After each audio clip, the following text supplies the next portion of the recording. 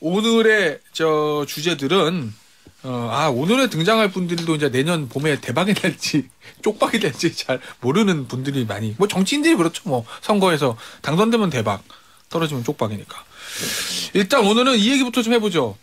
산악회. 대한민국에서 역대로 가장 유명한 산악회는 저 김영삼 대통령이 이끌었던 민주산악회. 네. 여기가 제일 유명한 산악회고, 그 다음에 언론 요새 가장 유명한 산악회는 여원산악회. 이 장제원 의원의 여원 산악회인데, 이게 저 장제원 의원의 외곽 조직이잖아요. 뭐 보니까 뭐 여의도 여의 으뜸은 그래서 뭐 여의도에서 으뜸이다라는 그런 의미다. 뭐 이런 언론에 기사가 있던데, 이상한 위원장. 네. 이게 지금 보니까 92대 버스 92대 4,200명이거든요. 네. 뭐 정기 모임이랍니다. 뭐 특별한 모임은 아니고. 네. 이 정도 규모 본 적 있어요? 없죠. 일단 없죠. 우리 두 분도 본 적 있어요? 이 정도 규모는 본 적이 없죠. 없습니다. 그죠. 예. 네. 이상한 위원장 지금 저 중랑에서 자 저와 함께 등산 한번 가입시다. 그러면 몇 명이나 모일 수 있어요? 저는 산악회는 안 해요. 산악회는 안 하는데 얼마 전에 당원 단합대회 했는데 당원 단합대회 했는데 네. 정말 제가 많이 혼났어요. 왜요? 이게 저희가 장소가 제한돼 있어서 거기 네. 인원에 맞춰서 거기를 완전 풀로 가득 채웠거든요. 네. 그럼에도 불구하고 네. 왜 나 안 들어가냐, 나 연락 안 하냐 하시는 분들 때문에 저도 다음번엔 체육관 빌리려고요. 그래서. 오, 체육 자신 있습니까? 아 그럼요. 중앙에서 가능합니다. 아 그래요? 아니 이거 정치인들이요. 이 산악회 하는 거는 왜 이런 거 하는 거예요? 조직 동원 위해서 하는 게 아닐까요? 그래요? 정의당에도 많습니까 산악회? 아니, 저희는 뭐 그렇게 많지는 않은 것 같은데 네. 제가 그 전에 알던 제일 유명한 산악회는 이제 한사랑 산악회인데 네. 저도. 그죠? 한사랑 산악회 누가 하시는 거예요? 아니요, 저기 정치 쪽이 아니에요. 이건 유튜브죠. 아 그래요? 피식대학에서 하는 유튜브. 아 그래요? 네, 네. 분들을 가장 잘 알고 나중에 한번 보세요. 네. 그리고 아니 솔직히 이제 이렇게 많이 모으셨다고 하니까 저는 좀 부럽기는 하더라고요. 사실 이제 많은 정치인들이 어떤 조직 관리를 위해서 맞아요. 이렇게 이런 네. 민간 단체를 운영을 하려고 하잖아요. 네. 근데 저는 이제 뭐 초선이고 비례대표 의원 이렇게 하는 게 그렇게 좋지 않은 것 같아서 그만뒀는데 그럼에도 불구하고 부러운 마음이 드는 건 네. 어쩔 수가 없더라고요. 네. 네. 민주당에도 많습니까 산악회?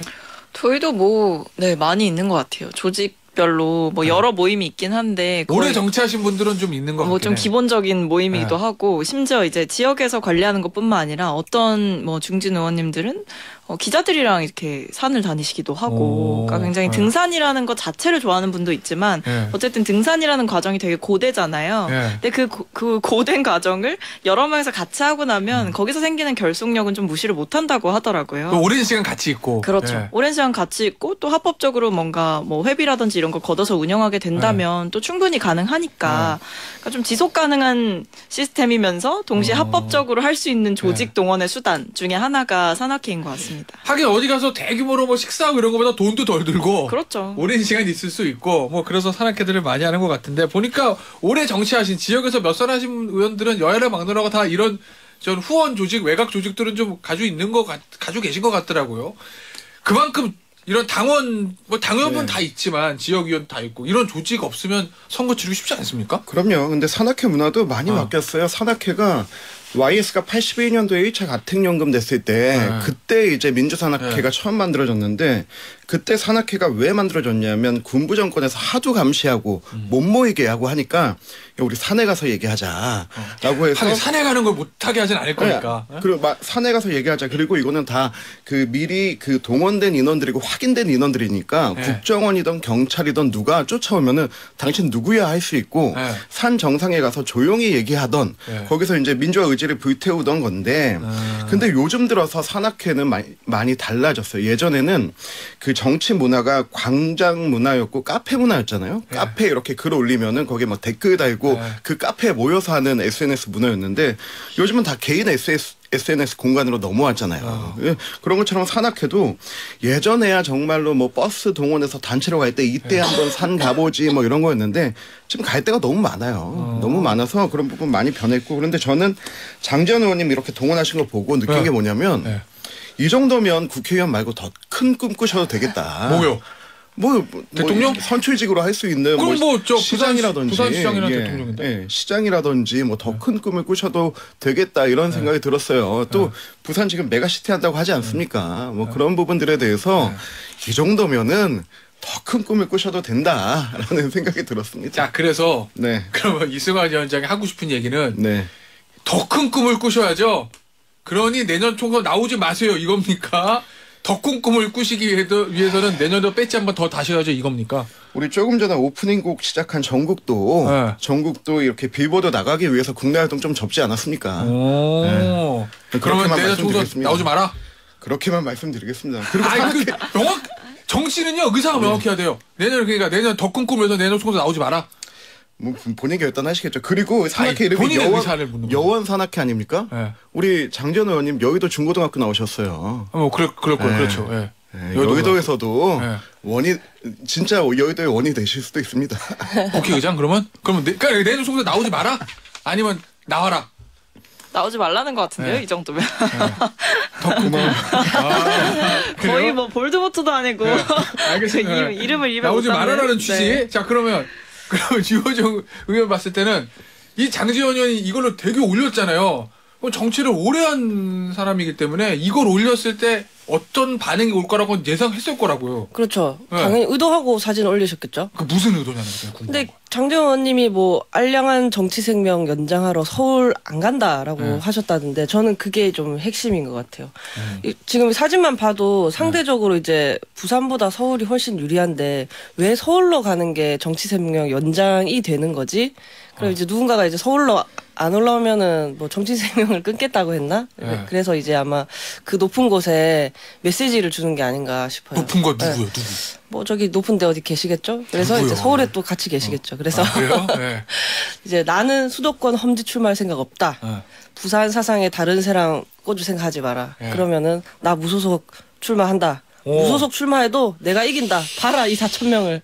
약간 그런 메시지 아니었을까요? 무소속 출마해도 내가 이길 수 있다. 4,000명 정도 동원할 정도의 조직 동원형이면 알겠습니다.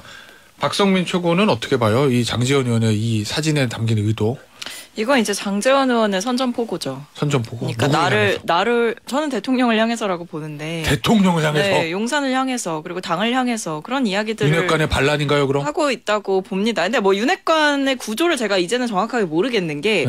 뭐 각자 또 생각하시는 게 다르고 마치 대통령을 위해서라면 뭐든지 할 수 있었던 것 같은 분들이 이제 본인의 밥그릇 앞에서는 또 뭔가 작아지는 듯한 모습들을 보여주고 계셔서 상당히 지금 인요한 혁신위에서 얘기하고 있는 뭐 중진 친윤 세력들의 불출마나 뭐 험지 출마 이런 거에 대해서 이른바 윤핵관들이 전혀 반응을 안 하고 있어요. 이런 건 결국에 이제 본인 이해관계가 걸리면 좀 말이 바뀐다. 좀 이렇게 읽히거든요. 그래서 이 부분도 장재원 의원이 이렇게까지 좀 본인의 새 과시를 하는 SNS를 굳이 올린 이유는 이런 거죠. 인요한 위원장이 갑자기 와서 방 빼라 한 거죠.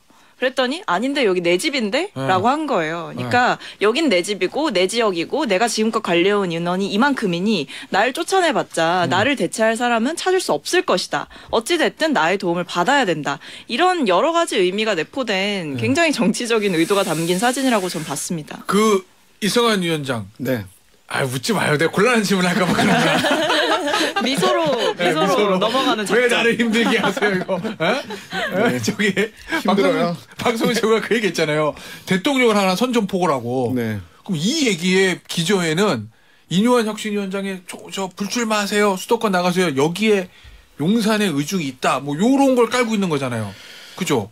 근데 어떻게 봐요? 저는 솔직히 용산에 의중이 있다. 아니 근데 솔직히 장재원 의원님의 반전 카드도 있을 수 있다 생각해요. 왜냐면 이게 그냥 우리 뜬금없이 내 세를 보여주기 위해서 다 모여라 해서 모인 게 아니고 15주년 기념 행사잖아요. 그리고 버스 90여 대를 동원하기 위해서는 부산에 있는 버스 다 긁어모아야 돼요. 그러면은 한두 달 전에 계획이 된 거예요. 그러니까 이거는 이미 있던 행사에 여기에 가서 무슨 얘기를 할까? 라고 장 의원이 고민을 했을 거예요. 내가 궁금한 거, 그 버스는 뭐 그럴 수 있는데 그거를 SNS 사진 올리는 거하고 가서 발언은 또 다른 얘기잖아요. 그러니까 저는 나 이렇게 정치 생명 이거 권력자에게 할 말을 하고 살았습니다. 이건 다른 얘기니까. 이렇게 세력이 있음에도 불구하고 당과 민심의 뜻을 받아들이겠다라고 하는 더 큰 감동의 반전이 있을 수도 있다. 그러면 이 얘기인가? 본인은 불출마라든지 네. 뭐 험지 출마라든지 본인을 희생하기 위해서 그 전에 이미 쫙 이렇게 올려놓고 네. 내 몸값을 올려놓고 그럼에도 불구하고 나는 포기한다. 요거 하려고. 극적 효과죠. 그걸 바랍니까? 네. 본심이 나왔는데요. 네. 그렇다. 알겠어요. 그럴 수도 있겠네요. 그런 해석도 있더라고요.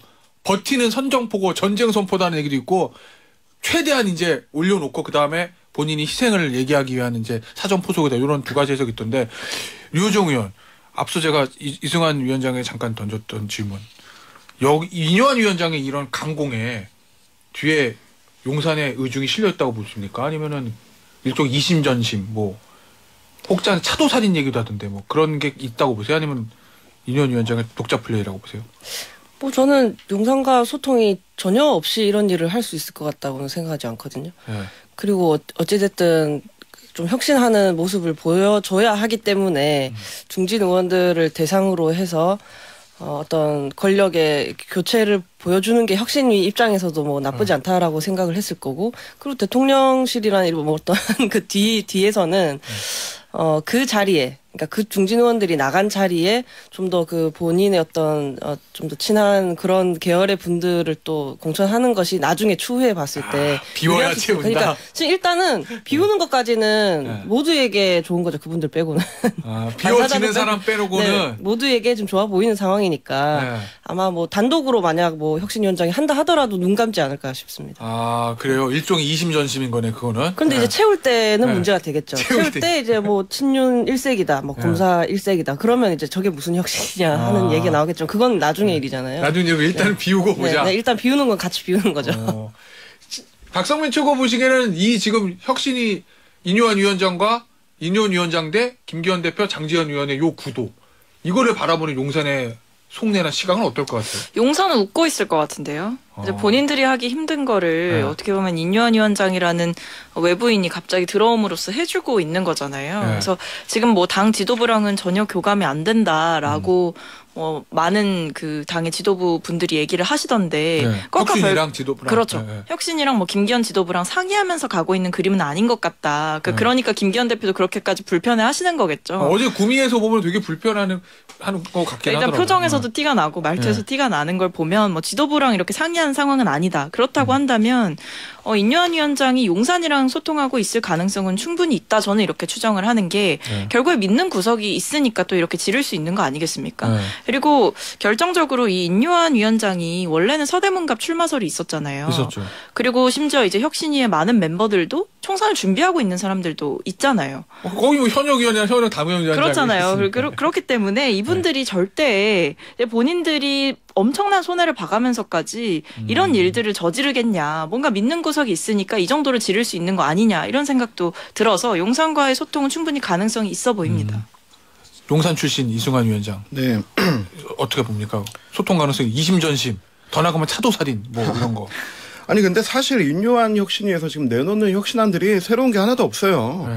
이태원 가고 광주 가고 4.3 가고 영남 중진에 대해서 어떤 공고안 내놓고 국회의원 세비해야 된다. 그리고 불체코 특권 포기하는 거 당원 당규에 넣자 이런 건데 이거 여태까지 모두가 다 알고 있던 건데 강서 선거 전까지 차마 말로 꺼내지 못하던 것들을 지금 하고 있을 뿐이에요. 그래서 이게 뭐 용산의 지령을 받았다 이런 건 아니고 다만 그만큼 인요한 위원장에게 전권이 부여됐고 이분이 혁신의 의지가 강하다라고 하는 그런 것 같고요. 그리고 지금 용산 정신 없습니다. 뭐로요? 지금 일단 그 이제 출마자들 쭉 나오면서 후임 인선부터 해가지고 정신없는 와중이고 이거는 그냥 뭐 뒤에서 뭐 이렇게 뭐 받고 뭐 이렇게 하는 게 아니고 그냥 국민의 뜻대로 민심 그대로를 반영하고 있다고 생각합니다. 그래요? 자, 용산 출신으로서 수도권 험지에 출마를 준비하고 있는 이승환 위원장 입장에서 보면 지금 국민의힘 혁신위가 잘하고 있습니까? 아니면 부족한데 이걸로 뭐 하려고 그래 이겁니까? 너무너무 잘하고 있습니까? 네. 너무너무까지는 몰라도 잘하고 있습니다. 근데 그 처음에는 인요한 위원장의 개인 리스크 이분도 뭐 폭탄 발언 하시는 거 아니야 이런 부분들이 있었는데 그런 부분들이 이제 없어졌고 그런데 이제 저희 지역에서도 뭐 반응은 좋아요. 뭐 이런 거라도 해야 된다, 안 해야 된다 이렇게 있는데, 근데 문제는 그 혁신안을 당이 어떻게 받아들일 거냐. 모든 것에 대해서 쌍수들고 환영할 수는 없지만은 거기에 대해서 의견은 내고 반영할지는 보여줘야 되거든요. 이제 공은 당 지도부로 넘어갔다. 그리고 인류한 혁신이 없이는 김기현 지도부 없다. 같이 살아야 된다. 그래요. 네. 자, 그런데 이제 그 항상 총선 때만 나오잖아요. 뭐 중진 불출마부터 항상 얘기 나오는데 지금 국민의힘에서 먼저 시작이 됐어요. 강서구청장 보궐선거 패배 이후에. 그럼 이게 결론은 어떻게 날지 모르지만 결국 만약에 몇몇 중진이나 당대표가 불출마라든지 수도권 험지 출마하면 그게 국민의힘에서 끝나지 않을 거 아니에요. 야당으로 싹 넘어갈 거 아니에요. 민주당도 마찬가지고 정의당도 마찬가지고. 일단 당대표급부터 합시다. 자, 어디부터 할까요? 정의당부터 해볼까요? 저희요? 네. 저희가 어떻게 험지로 저희는 공천이 어려운 당은 아니고 당선이 어려운 당이라. 아니 그러니까 이럴 수 있는 어딜 가도 거잖아. 험지라고 볼 수 있는데. 네, 지금 네. 저 정의당도 네. 막 이렇게 뭐 재창당하고 뭐 지금 복잡하잖아요. 저 세 번째 권력 있고 뭐 김준우 비대위원장도 오고 그러면은 야, 국민의힘에서도 예를 들면 김기현 대표 불출마한데 장제원 의원은 불출마한데 가정입니다. 그러면 심상정 대표도 저 지역구 내려놓으시죠. 후진에게 뭐 이런 얘기 나올 수 있는 거 아니에요? 근데 저희 같은 경우는 그 재선 되신 의원님들이 자력으로 그렇게 이제 지역을 일구고 한 측면이 커서 또 개인의 어떤 개인기라고 할까요? 그런 부분들이 강조된 게 커서 그렇게 다른 데로 옮겨 가신다고 해서 다른 후배가 좀 더 뭐 유리하게 당선될 수 있고 그런 환경이 전혀 아니거든요. 그러니까 그래서 이제 당내에서도 그런 얘기는 안 하죠. 네. 예를 들어 심상정 대표가 지역구를 물려준다 하더라도 쉽지 않다. 그렇죠. 그 이제 심상정 대표님이 거기 이제 고향에서 뭐 수년간 읽어오신 어떤 개인적 자산 게 더 크지. 대선 뭐 어떤 후보도 지냈고. 네, 대선 후보이시기도 하고 그래서 이제 보통 지역구를 물려줘라는 말은 잘 안 하는 것 같아요. 잘 안 나오는 것 같아요. 그래요. 민주당은 어떻습니까? 그럼 결국 이제 이거잖아요. 이재명 대표는 어디 가실래요? 요거 험지 출마론. 그렇죠. 당연히 벌써 이원욱 의원은 뭐 그 얘기가 벌써 안동 얘기 나오고 하던데. 있어요. 네. 안동 얘기도 나오고 있고. 근데 저는 이재명 대표께서 개항을 한 번 더 나가시는 건 아닌 것 같다는 생각을 하고 있습니다. 그래서 뭐 일각에서 사실 개항 출마가 저는 별로 명분이 없었다고 생각해요. 그러니까 애초에도. 네, 뭐.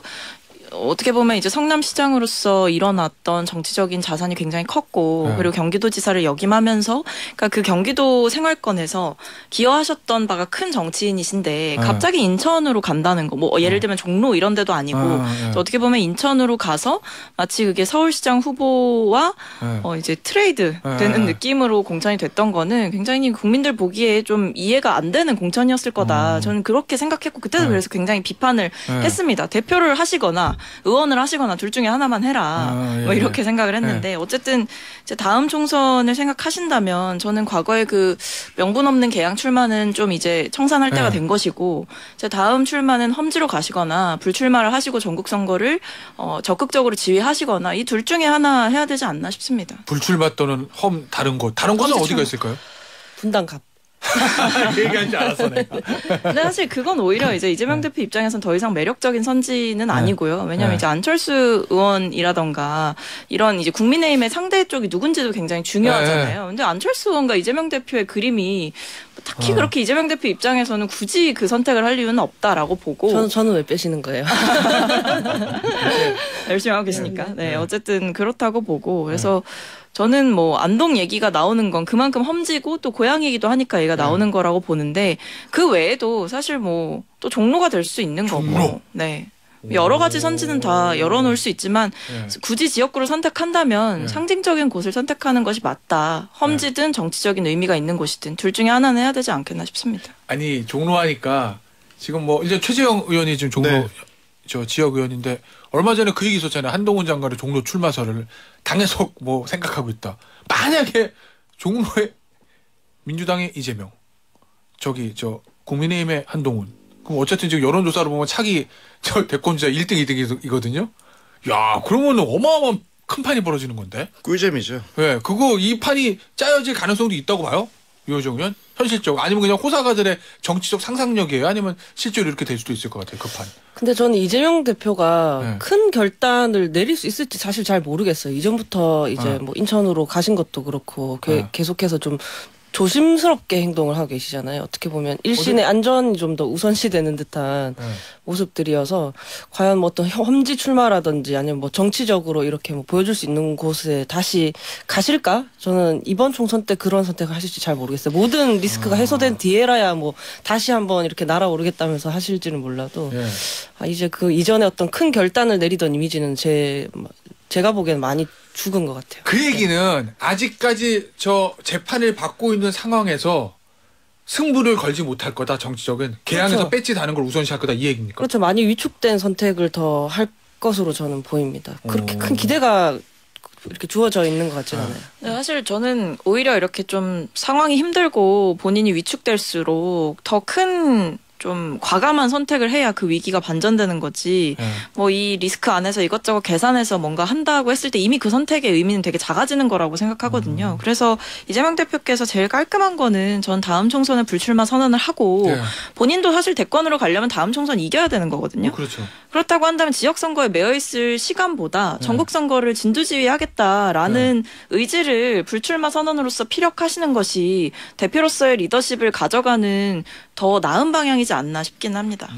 아니 근데 이재명 대표는 이번 총선이 본인의 정치적 생명과 이런 걸 위해서 중요한 선거가 아니에요. 이재명 대표는 이번 총선이든 뭐 다른 선거 아무것도 필요 없고 다음 대선만 바라보고 있는 거고 다음 대선 이전까지 본인의 사법 리스크를 극복하는 건데 그러기 위해서는 안정적인 배지가 필요하고 당에 대한 장악력이 필요한 거지. 좀 그렇기 때문에 개항을 절대 떠나지 않을 거라고 보고요.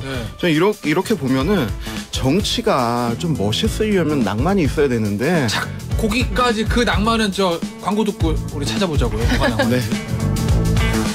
낭만 정치. 그래서 낭만이 없다? 네. 제가 정치에 낭만이 없다? 제가 처음에 대통령실 있다가 나 중랑구 갈 거야 하고 가니까 하도 물어보는 거예요. 왜 그렇게 험지 가냐. 이거에서 이름값 높여서 뭐 하려고 그러냐. 근데 제가 말하기 다 귀찮아가지고 그냥 정치에 좀 낭만이 있어야죠. 그냥 이러고 말았는데 어차피 정치란 것이 아직 오지 않은 미래에 대해서 우리 저기로 가자라고 하는 거 아닙니까?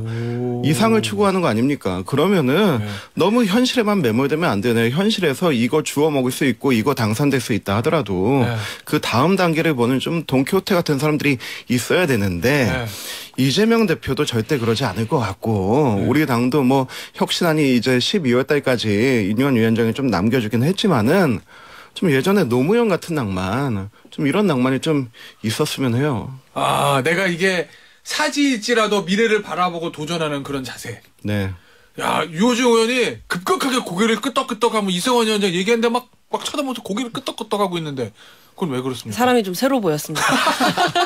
낭만이 있으신 분이었구나 그런 생각이 좀 들었고 몰랐던 사실을. 나도 저런 마음을 가지고 제 당지대를 열심히 해야겠다라는 생각을 했습니다. 잘 되고 있어요? 요즘 1년 전에 비하면 훨씬 많은 분들께서 이제 기대감도 가지시고 어떻게 될지 좀 상상도 이래저래 많이 해보시고 해서 저는 훨씬 나은 상황이라고 보고 있어요. 알겠습니다. 자, 요 얘기 좀 해보죠. 오늘 또 요 얘기를 해봐야 되는데 주제의 이름이 다시 불거진 86 꼰대론. 아이고 뭐 저희가 붙인 제목은 아니고 뭐 언론에 이런 기사들도 있고 해서 저희가 한 거고 이게 시작은 여기서부터 시작이잖아요. 송영길 전 민주당 대표가 한동훈 법무부 장관한테 어린 X 이렇게 얘기했습니다. 어제 이제 저랑 인터뷰했을 때 제가 이거 어린 놈이라는 표현은 왜? 라고 질문했더니 송영길 전 대표 얘기는 생물학적 나이를 얘기한 건 아니고 한동훈 장관도 50이니까 그건 아니고 하는 일이 너무 예를 들어서 좀 유치하다 뭐 이런 표현을 했어요. 예. 이걸 어떻게 봅니까? 박성민 전 최고. 안 좋게 봅니다. 왜요? 네, 일단은 저는 솔직히 송영길 전 대표의 그 돈 없는 발언이나 한동훈 장관의 그 과도한 대응이나 뭐 둘 다 뭐 독인 객인이다 이렇게 보고 있어요. 그러니까 둘 다 좀 비호감이다 이렇게 생각을 하고 있는데 일단 뭐 생물학적 나이를 말씀하신 것은 아니라는 이야기를 여기서 하신 거 저도 그 영상 잘 봤습니다. 근데 어찌됐든 이제 본인이 비속어를 사용한 것은 부정할 수 없는 사실이고 그리고 심지어 어제 여기 나오셔서 말씀하신 건 이 나이의 차이를 말씀하시고 그러니까 그 생물학적 나이의 차이를 말씀하시고 또 재산의 차이를 말씀을 하셨어요. 그러니까 뭐 재산이 40몇 억이고 한동훈 장관은 이제 본인은 뭐 전세에 산다.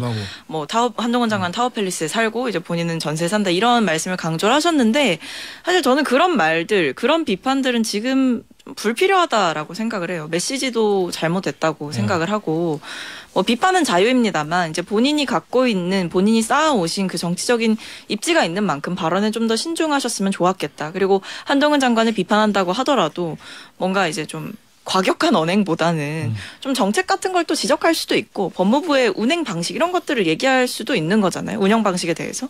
그런 얘기가 없이 좀 정말 인신공격성으로 발언이 가다 보니까 이제 본인은 억울할지언정 그렇게 좋게 보이는 발언들은 아닌 거죠. 예. 요정 의원은 최근에 있었던 송영길 전 대표가 한동훈 장관의 요 충돌, 이런 거 어떻게 봤어요? 어제 저 인터뷰도 그렇고. 저는 이게 꼰대라는 말을 좀 붙이는 것도 부적절할 수 있겠다라는 생각이 왜요? 좀 들었어요. 그냥 인간이 좀 덜 되는 거 아닌가 하는 생각이 들 정도였거든요. 일단은 그 이제 2021년 4월에 당대표 출마 선언할 때 꼰대 정치를 극복해야 한다고 본인이 말씀을 하셨는데. 아, 맞아요. 예. 그렇죠. 근데 민주당이 꼰대 정치를 극복하지 못했음을 스스로 좀 증명하신 것 같아요. 꼰대 중에도 저 정도로 이렇게 욕설하신 분 또 흔치 않잖아요. 그래서 공적인 자리를 지내신 분, 당대표 지내신 분이 저런 말씀을 하시면 절대 안 된다라고 생각을 하고 근데 또 한편으로 한동훈 장관이 약간 운동권 했다는 거 하나로 정치에서 뭐 성공했다 이런 말씀하셨는데 또 그런 말은 또 조금 과하기는 하죠. 저희 이제 당내도 그렇게 운동하셨던 분들이 계신데 그래도 그 송영길 전 대표마저도 노동 현장에서 그 노동운동 하면서 인권 변호사로 또 활동을 하시고 그런 사회적 삶이 평가받아서 국회의원도 되시고 정치하시는 건데 어쨌거나 좋지 않은 그 끝을 보고 있는 것 같아서 상당히 씁쓸합니다. 그 선배들의 끝이 이런 거라면 정말 안타까운 일이죠. 근데 저는 이제 하나 궁금한 게 그 이후로 지금 뭐 어린 X부터 뭐 어제 송영길 전 대표는 한동훈 장관에게 환관 조고 같다 요 얘기까지 나왔고 그 다음에 민영배 의원, 한동훈 같은 XX, 유정주 의원, 정치를 후지게 만든 뭐 여러 얘기 강한 표현들 나오는데 굳이 민주당 의원들이 굳이 한동훈 장관에게 이렇게 강한 언사를 써가면서 비판하는 이유는 뭐라고 보세요? 부러우면 지는 건데 두려우면 끝난 겁니다. 예전에 민주당 의원들이 한동훈 장관 보면서 와 저렇게 뭐 스펙 좋고 외모 좋고 말 잘하고 부러워했는데 지금은 두려워하는 것 같아요. 그 발악으로 나오는 것 같고 저는 민주당 의원님들이 이 가을 가기 전에 책 한 권 좀 읽었으면 좋겠어요. 박안서 작가가 쓰신 그 거저나 마찬가지라는 책이 그 소설 단편이 있어요. 거기에 무슨 내용이냐면 운동권의 위선을 비판하기 위해서 내가 이 소설을 썼다라고 박안서 작가가 얘기해요. 그 노동운동하기 위해서 대학교 나온 먹물 출신 언니가 공장에 들어가가지고 그 공장에서 나온 사고 자체를 운동을 위해서 그 노조 운동을 위해서 이용하려고 하고 그리고 나서 그 사람들의 노동력을 이용하고 그리고 그 같이 일했던 사람들을 뭐 자기 땅 관리하게 하고 결국은 그 땅이 좀 이렇게 땅값 오르고 비싸지니까 그 사람들이 쫓아내고 자기 친구들은 국회의원 되고 이런 얘기거든요. 여기에 나오는 멘트 중에 이게 있어요. 그 먹물 언니가 나 민중 사랑하지. 왜? 내가 민중이 아니기 때문에. 저 지금 8.6 운동권들이 보여주는 게 딱 그대로의 모습인 것 같아요. 본인 그 한번 민주화 운동에서 징역 갔다 왔다 그 별 달았다 이거 가지고 30년 해 드셨으면 오래 해 드셨잖아요. 386 컴퓨터가 94년도 나왔는데 그때부터 8.6 운동권 썼는데 지금 30년 됐습니다. 그만하셔야죠. 그 8.6 운동권에 대한 어떤 불출마 요구 그런 부분들을 민주당 내에서도 좀 어제 보니까 여선웅 전 구의원도 좀 강하게 좀 비판을 했던데 그런 흐름들이 민주당에도 있습니까? 이제 그만하셔야죠. 용퇴하셔야죠. 물밑에서는 공감대가 좀 있죠. 근데 이제 중요한 건 당사자들의 의지 아니겠습니까? 근데 항상 공감대는 있었잖아요. 근데 이제 꼭지를 못 탔지. 그렇죠. 근데 결국 그거는 당내에서 싸우는 것도 싸우는 건데 이제 국민들과 같이 좀 합심해서 만들어가야 되는 흐름인 것 같기도 해요. 결국에는 이제 386 의원들을 향한 비판도 저는 이해를 합니다만 또 그분들이 선출된 권력이기 때문에 그 선출된 권력을 몰아내는 데에는 또 그런 정당한 과정들도 필요한 거 아니겠습니까? 그래서 저희도 그러니까 청년 정치인들도 준비를 잘 해봐야죠. 이 단순히 뭐 386 이제 오래 하셨으니까 물러나셔야죠가 아니라 그러니까 아까 뭐 장제원 의원도 막 이렇게 조직력 과시하고 한 것처럼 386 의원들도 가지고 있는 정치적 자산이 있기 때문에 그 부분을 저희가 우리가 더 낫다, 생물학적으로 젊기 때문에 더 낫다라는 것 외에 더 주장할 수 있는 것들이 많아야 저희도 명분 있는 싸움을 할 수 있다 이렇게 보고요. 근데 뭐 아까 한동훈 장관 얘기를 너무 짧게 한 것 같아서 한마디만 드리자면 저는 한동훈 장관께서 이런 식으로 이제 본인을 향한 비판에 적극적으로 반박하는데 법무부 장관이라는 직위를 너무 남용하고 있는 거 아닌가라는 생각도 들어요.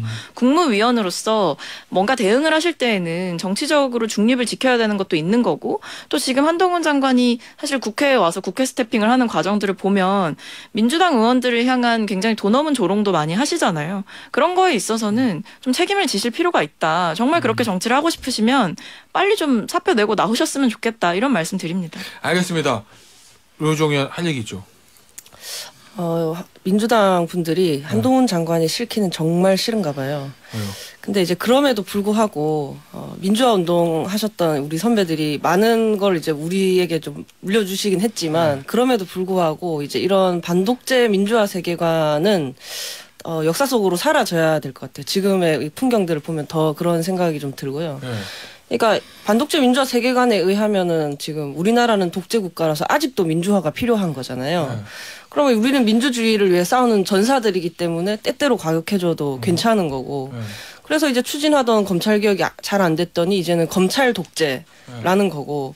대한민국 모든 문제는 검사가 권력을 너무 가졌기 때문에 생긴 거고 우리는 검찰 독재에 맞서 싸우는 전사들이므로 검사, 검찰총장, 뭐 법무부 장관을 용감히 탄핵해야 하는 거고 그래서 지금 이 정도 욕설을 하는 건 또 괜찮은 일이 되는 거고 뭐 이 순환이잖아요. 근데 이럴수록 한동훈 장관만 더 시민의 지지를 얻게 되는 거거든요. 그리고 이제 향후에 이러한 생각들이 10년, 20년 앞으로도 필요한 대한민국에 필요한 생각인가 했을 때 그거는 이제 아니다. 이제 소임을 다 한 것 같다. 역시 다음 페이지로 넘겨야 된다. 그리고 민주당 안에서는 안 될 것 같다. 제3지대 힘을 더 많이 실어주셔야 된다. 네. 기승철 네. 제3지대야. 어쨌든 이제 21세기이기 때문에 여야 모두 21세기에 맞는 정치를 해야 된다. 뭐 그 얘기입니다. 자 이렇게 오늘 마무리하죠. 박성민 전 더불어민주당 최고위원, 정의당 류호정 의원, 국민의힘 이승환 중랑을 당협위원장이었습니다. 감사합니다. 감사합니다.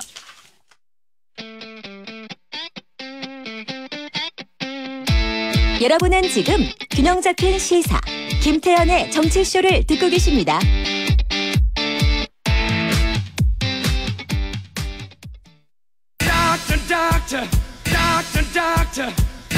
Doctor, give me the news. I got a bad case of loving you. No pills gonna cure my ill. I got a 김태현의 정치쇼 수요일 3부 낭만닥터 조사부 SBS 조동찬 의학전문기자입니다. 안녕하세요. 네, 안녕하십니까. 아니 요새 요게 인기예요. 맨발로 걷기. 예. 네. 이게 맨발로 걷는 게 건강에 좋다. 뭐 얼마 전에 SBS 뉴스 보니까 그래서 뭐 자연 훼손된다 이 얘기도 있던데. 네. 이 맨발로 걷는 게 그렇게 좋아요?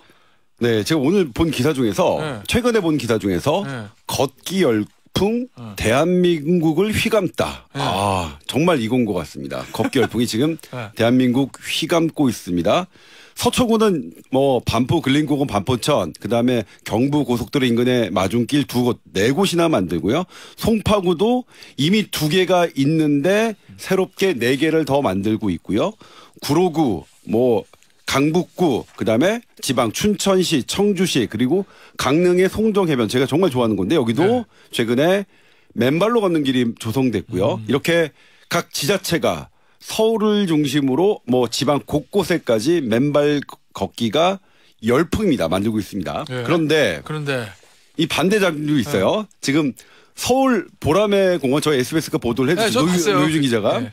그 와우산 곳곳에 폐쇄가 있어요. 네. 사람들이 맨발로 걸으려고 등산로가 아닌 데를 걷는 거예요. 네. 많이 걸으니까 거기에 이제 풀들이 죽은 거죠. 전 그렇게 될 줄 생각도 못했어요. 지금. 그렇게 되면 이제 비가 오면 쓸려 내려가니까 그것을 폐쇄한 거죠. 그리고 인천 소래습지 생태공원도 맨발 걷기 자제해달라는 현수막이 지금 네. 걸려 있습니다. 맨발로 거리니까 갯벌에 막 개들이 네. 죽고 막 이런다면서요. 네. 그러니까 사실 사람이 많이 가면 그렇겠죠. 사실 자연은 그렇겠죠. 네. 어쨌든 부작용도 있고 뭐 하지만 계속 늘려가고 있고 그야말로 대한민국은 맨발로 걷기 열풍이 불고 있습니다. 기자님, 네. 걷는 게 몸에 좋다는 건 다 알잖아요. 네. 특히 이제 나이가 드실수록 뛰는 것보다는 관절에 무리가 없는 네. 걷기를 운동을 많이 하라는 얘기를 많이 하는데 의사들도 그렇고 전문가들이. 그런데 그냥 운동화 쿠션 좋은 이 운동화로 걷는 것보다 맨발로 걷는 게 진짜 좋아요? 건강에 더? 저도 사실은 솔직히 말씀드리면 혹했어요. 네. 어떤 게 제일 먼저 떠올리냐면 이제 뭘- 어떤 게 맨발 걷기 건강 효과 딱 치면 네. 그 네이버 창에 딱 치면 4년 전 수술 불가 판정을 받은 3기 폐암 환자가 네? 맨발로 걸었더니 암세포가 사라졌다. 당사자가 직접 나옵니다. 운동하시고 걸어도 사라지지 않았을까? 물론 근데 그분은 그래도 다만 항암제와 방사선 치료를 받았다 이렇게 얘기하고요. 그다음에 전립선암 나왔다는 완치자 기록 나오고요. 그다음에 6개월 맨발로 걸었더니 우울증 싹 나왔다. 그리고 황토끼를 맨발 걸었더니 황토팩 한 것처럼 온몸의 피부가 좋아졌다. 아주 소비가 누군가가 이제 무슨 이건 뭐 이게 소비를 그 촉구하는 이런 가짜 댓글이 아니라 그냥 진짜 댓글이잖아요. 그러니까 제가 예. 궁금한 건 그분들이 거짓말했다는 네. 게 아니라 과거로 돌아서 다시 해볼 수는 없지만 맨발로 걸어서 좋아진 건지 그냥 걷기 자체가 운동이 되니까 왜냐면 공기 좋은 데 가서 걸으니까 걷는 것 때문에 건강이 좋아진 거예요? 특별히 맨발 때문에 그런 거예요? 그게 네, 그냥 말씀드리면 네. 냉정하게 말씀드리자면 과학적 근거 없습니다. 예를 들면 수술 불가 3기 판정 폐암이 방사선 치료와 항암 치료를 받더라도 돌아가실 확률이 더 높습니다. 70%이긴 되는데 그것만 받아도 생존율, 완치 확률이 30%입니다. 그러니까 그 확률로 봐야죠. 항암 치료, 방사선 치료로 봐야지 이걸 맨발 걷기 효과로 보는 건 좀 너무 무리가 있고요. 또 이게 어떤 게 이제 재밌는 게 이게 이제 땅을 직접 닿으면 우리 전자파 되게 많잖아요. 뭐 TV나 핸드폰 이런 것 때문에 하면 이게 전자파를 이렇게 싹 땅으로 내려준다. 솔깃해요. 아니 왜냐면 어르신들이 그런 얘기 하잖아요. 사람 말이야 맨날 아스팔트만 밟고 다니면 안 되고 흙을 밟고 다녀야 돼. 뭐 이렇게 말씀하시는 분들이 좀 있어요. 근데 제가 요거는 진짜로 과학적 근거 찾아드리고 싶었어요. 너무 재밌어서. 예. 그런데 못 찾아드리겠습니다. 과학적 근거 없다는 거죠. 그리고 맨발 걷기로 유명한 게 마사이족이잖아요. 예. 마사이족의 평균 수명 오늘 찾아봤더니 40에서 50 이 정도더라고요. 그러니까 맨발 걷기 효과가 실제로 지금 우리 기사화되고 유튜버 블로그에 나오는 것처럼 항암 효과, 우울증 효과, 무슨 수명 연장 효과는 있는 것이라고 하기는 되게 어렵다. 그리고 게다가 당뇨병 환자들은 신경이 좀 무디거든요. 이분들이 맨발로 걸어가지고 상처가 나면 이분들은 상처 잘 안 나요. 그러니까 의사들이 지금 걱정하는 건 그냥 일반 건강한 사람들이야 뭐 재미로 하는 건 괜찮은데 당뇨병 환자들이 하는 건 조금 위험성이 있다. 혹시 상처 날 수 있으니까. 요 부분은 조금 잘 챙겨 들으셨으면 좋겠습니다. 자, 그런데 다이어트 효과에 뛰어 좋다. 근데 이것도 걸어서 그런 거 아닌가? 맨발이 아니고? 아니 이게 경북 체육교육 그 연구팀이 남학생들을 맨발로 걷게 하고 그리고 운동화로 걷게 했더니 다르겠구나. 30분간 걷게 하는 몸의 변화를 살펴봤더니 복부둘레가 어쨌든 많이 차이가 났다는 거예요. 그래요? 이게 일단 무슨 경북대 나오고 이게 구분하니까 그럴듯해 보여요. 하지만 이거는 연구라고 할 수 없습니다. 정말로 죄송한 말씀입니다만 이것은 어떠한 논문에도 실릴 수 없습니다. 다이어트 연구는 이렇게 하는 게 아닙니다. 그러니까 실은 지금 막 이렇게 뭔가 대학 나오고 뭐 하니까 이게 맨발로 걸으면 다이어트 효과 있을 것처럼 보이지만 저도 오겠잖아요. 그래서 이거 사실 기사로 나와 있습니다. 신문 기사에 나와 있는데 아닙니다. 이거 사실 냉정하게 말해서 함량 미달의 기사고 함량 미달의 연구입니다. 그렇지만 저기서 반전인데 저는 맨발 걷기 열풍 어떠냐? 대한민국에서 본 최근의 열풍 중에 가장 바람직한 열풍이라고 생각합니다. 그래도 저는 왜 그러냐면요. 제가 이유를 설명해 드릴게요. 저는 맨발 해봤어요. 제가 저희 동네에서 비 오는 날 했는데 비 오는 날이요? 비 온 다음 날이죠. 약간 미끌미끌한 느낌이 되게 좋더라고요. 이게 좀 이상한가요, 제가? 근데 좋아서 한 번 또 맑은 날 갔어요. 맑은 날 했는데 그때는 까칠까칠해요. 까칠까칠한 느낌도 꽤 좋았습니다. 전 재미가 있었고요. 그리고 많이 걸으세요. 맨발로. 근데 그분들이 다들 재밌어 하세요. 이 재미입니다. 이 재미가 주는 효과가 얼마나 크냐. 그럴 수는 있겠네요. 네. 우리 지금 치매 치료약이 새로 나온 게 있어요. 한 수천만 원 들여가지고 치매 늦추는 효과를 27% 예방해 주는 건데 영국이 최근에 발표한 10만 명 대상으로 한 연구에서요. 인지적 자극이 계속 있는 사람, 재밌는 자극, 나를 머리를 쓰게 하는 이런 자극이 있으면 이게 치매 발병률이 23% 낮고요. 평생 재밌게 사는 사람은 2.5배나 낮아집니다. 그러니까 이렇게 재밌게 사는 것, 이런 것은 분명히 우리에게 커다란 건강을 주고요. 이렇게 아무 생각 없이 재미있게, 그리고 자극이 있잖아요. 운동하잖아요. 이렇게 재미있게 하는 것은 저는 권장해야 된다고 생각하고 되게 좋고요. 다만 이게 이제 우리 환경을 파괴하는 것은 조금 조심을 해야겠죠. 알겠습니다. 뭐 한 2분 남았는데요. 요거 좀 이 얘기는 박민아님 문자 드려야 되겠다. 심리적 힐링이 될 것 같긴 하던데요. 요거. 아니 심리는 뇌입니다. 내가 재밌다는 것은 나의 뇌를 활성화시킵니다. 그래서 사람들이 재밌고 이거 걷는 것도 운동이잖아요. 재밌는 운동은 우리가 좀 더 막 적극 열풍이 돼요. 대한민국이 이 재밌는 걷기 운동으로 휘감아줘도 된다. 저는 그렇게 주장하고 싶습니다. 김수진 님도 이런 문자 주셨어요. 아우, 신발 신는 거랑은 달라요. 심리적 자유로움. 저도 뭐 되게, 그러니까 제가 재밌었다니까. 되게. 그래요? 그러니까 비 오는 날, 그러니까 약간 꿀렁꿀렁한 이때 미끄러우니까 조심해야 되지만 그 느낌과 맑은 날 까칠까칠한 느낌이 다양한 이 발의 촉감이 저에게 재미를 줬습니다. 알겠습니다. 1분 남았는데요. 내일 수능이잖아요. 수험생들 이 긴장 풀기 위한 건강 팁 하나만. 하다가 잠인데요. 오늘 지금 이 시간부터 수험생은 졸려도 참으세요. 맞아. 초저녁에도 졸려도 참으십시오. 평소 자는 시간보다 조금 일찍, 한 30분 정도 일찍 잠자리에 드시고요. 그 다음에 막 꿈을 꾸느라고 뭐 악몽 꿨다, 나 잠 하나도 못 잤다. 아닙니다. 악몽은 없습니다. 꿈을 꾼 다음에 어떤 꿈이라도 나 개운하다, 좋다 생각하시고요. 그 다음에 행여 잠을 못 주무시는 분들 그래도 호흡하고 계속 있으십시오. 그리고 내일 아침에 긍정적으로만 생각하시라는 것, 그렇게 말씀드리고 싶습니다. 알겠습니다. 지금은 주무시면 안 돼요. 오늘 저녁에 밤에 자야 돼. 밤에. 왜냐면 낮잠 자면 밤에 잠 안 오면 또 안 좋을 수도 있으니까. 내일 수능 다 잘 보시고요. 오늘 낭만탁도 조사부는 여기서 마무리하도록 할게요. SBS 의학 전문 기자이신 조동찬 기자였습니다. 감사합니다. 네, 고맙습니다.